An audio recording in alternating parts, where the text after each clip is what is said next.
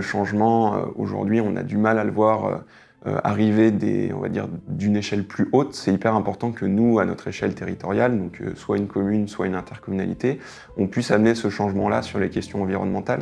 On travaille avec tous les acteurs du territoire, que ce soit les entreprises, les habitants, etc. C'est quelque chose qui doit être co-construit pour qu'on arrive au bon résultat.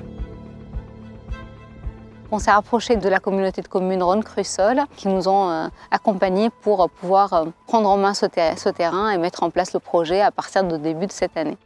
Nous, on a souhaité créer cette pépinière dans la volonté de soutenir l'effort de refaire des haies autour des parcelles agricoles, mais aussi d'apporter des espèces qui sont adaptées à la végétalisation urbaine pour végétaliser les parcs, les jardins, les allées, avec des espèces là aussi locales et adaptées à notre territoire. L'agriculteur sait que, et le viticulteur sait qu'on ne fait pas de vin, on ne cultive pas sans travailler avec le vivant. Si vous voulez, plus vous avez de la biodiversité, moins vous avez besoin d'intrants, moins vous avez besoin de ce qu'on appelle les pesticides. La façon de produire, c'est un élément marketing. On se doit de prendre soin d'une partie du territoire que l'on gère, que l'on cultive. Mais également parce que nos actes individuels ont des conséquences collectives. Ça vous donne une motivation, de l'espérance parce qu'on a les moyens de faire, on a le pouvoir de faire. Chacun, je vous dis, sur son balcon ou sur ses 100 hectares. Historiquement, l'Ardèche, c'est quand même une terre d'apiculture. Tu peux faire une grande diversité de miel sur très peu de kilomètres. On fait quand même beaucoup de sensibilisation justement sur la biodiversité et à travers la biodiversité, tu protèges forcément l'abeille, quoi.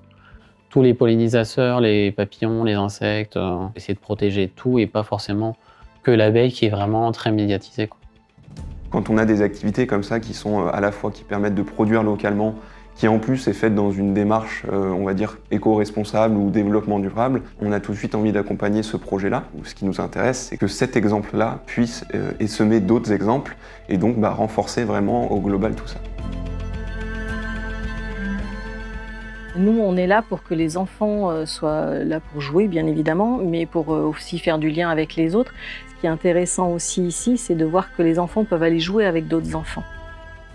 C'est important pour nous, en tant qu'assistante maternelle, d'avoir un relais petite enfance qui propose une large panel quand même de formations et d'ateliers qu'on puisse faire ensemble. Tout ça, en fait, on est tous en circuit entre nous et pour pouvoir justement avancer et pouvoir proposer des choses aux familles. Ces acteurs-là qui amènent de la culture, c'est hyper important de pouvoir les accompagner et de suivre vraiment ce qu'ils font, parce que ça rend notre territoire vivant. On ressent des émotions positives, négatives. C'est un échange avec les propositions artistiques. On aide aussi à la construction de l'individu et à son développement à la fois culturel mais social. Tous ces gens qui ont conscience que la culture c'est important, sans ces aides publiques, il y a beaucoup de projets qu'on n'aurait pas pu réaliser.